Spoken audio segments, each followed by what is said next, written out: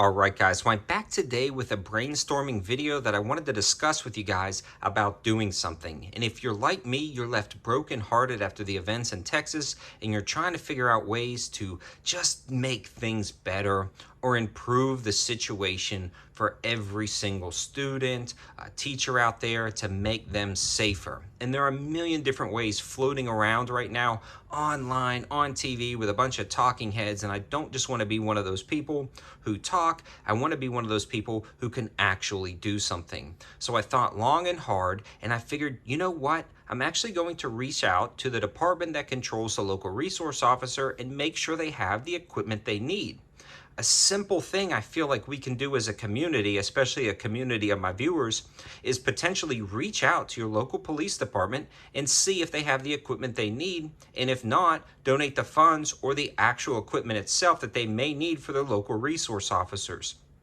This was something that I did. I just reached out to my local PD for the particular school system that I wanted and asked if their resource officer had a rifle rated shield. The answer was no, and I got them one that day. I actually donated one of the ones I had for the channel from RTS Tactical, a level 3A special threats rated shield, which could stop 223 and 762 by 39. I dropped it off that day, and now the resource officer the very next day had access to a special threat shield that would allow them to defend the students much better. This is something we can do as a community, and I feel like I want to encourage you guys to get together and really reach out to different school systems or different PDs that control the resource officers for your particular schools and see if they need any type of donations, any type of equipment donations. There are so many different ballistically rated backpacks out there. The ones I'm really going to right now are Guard Dog Armor. You can buy the panels themselves for as little as $90 after my code.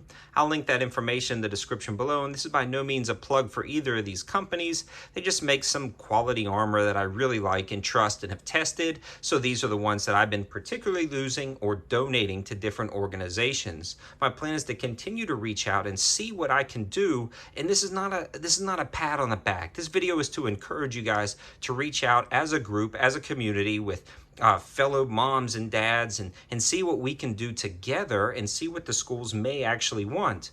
This is not on the forefront of their mind, and it shouldn't be. This shouldn't be what they have to think about. They've got better things to do. They're there to educate. It's just really difficult to combine those two worlds. But if you reach out and you actually purchase the product and you can donate it to the school system or you can donate it to the local PD, so they can have access to the equipment they need, especially these ballistically rated shields, whether it be a rifle rated shield or a level 3A backpack or panels. These are great options that we can gather together as a community. Now, every school might not be receptive. Every police department may not be accepting donations. It just was a coincidence, and it just worked out that mine was, and I had an extra one, and I could donate that. But you guys can actually reach out in your community, ask questions, see if there's a need, and fill those needs, especially in light of everything that's going on. A lot of times funding is slow moving, and if you've ever been part of the school system, you'll realize that funding is slack. So it's really simple to get together and make those donations so you guys could actually, potentially anyways, do some really good and positive for the community, and it's a really easy way. What I'll try to do is link to a lot of my favorites in the description below, not necessarily to the companies themselves, but video reviews I've done in the past that allow you to sift through and see what may be right for your situation. And again, you know, I wouldn't approach with an overbearing attitude, but definitely an inquisitive attitude, reaching out and seeing if there's anything you can do donation-wise for a passive ballistic protection. I think may be a great option. It seemed to work out in my situation. Maybe it'll work out in yours. Please leave all your thoughts and comments in the comment section below. I'd love to kind of start a dialogue with you guys and see what we can do as a community to just make our community safer. Thanks for watching. Have a good one.